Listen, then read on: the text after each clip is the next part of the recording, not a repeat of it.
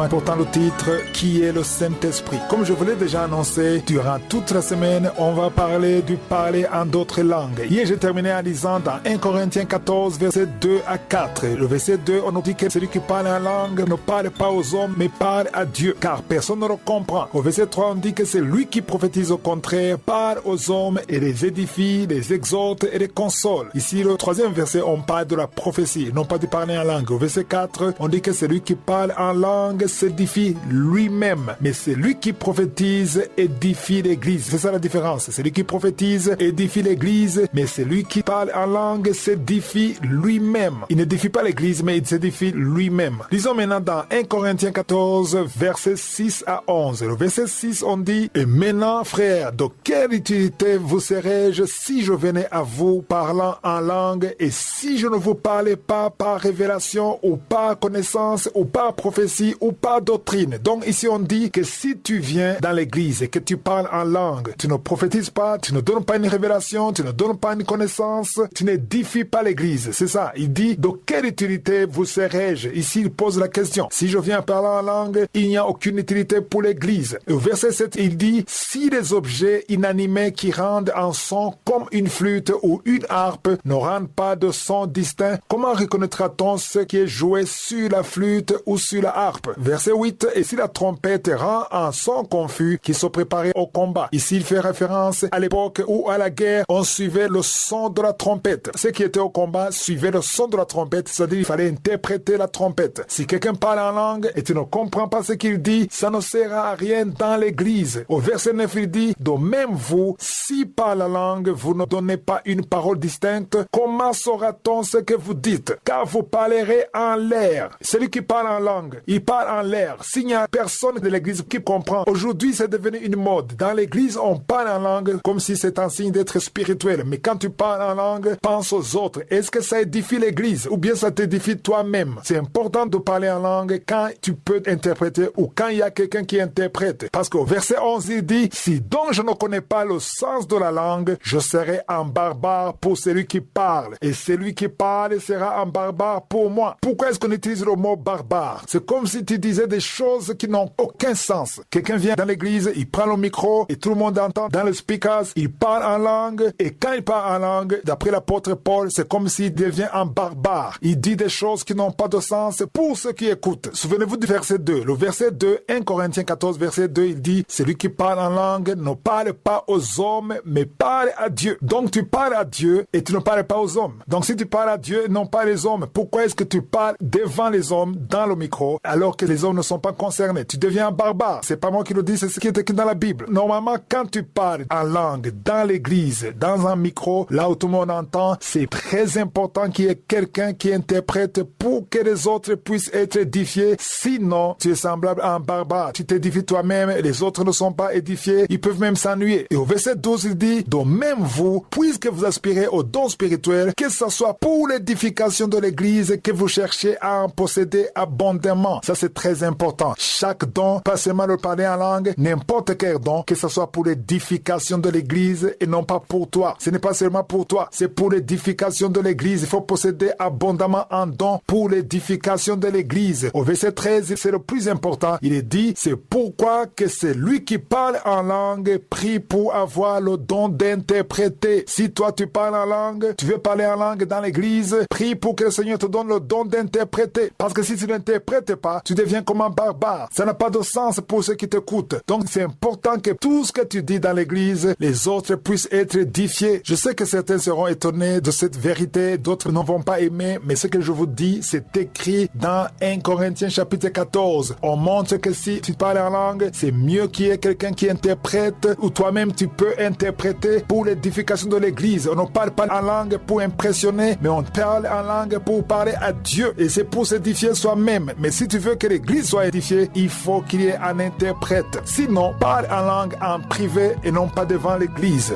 Demain, je vais continuer à en parler. Que Dieu vous bénisse.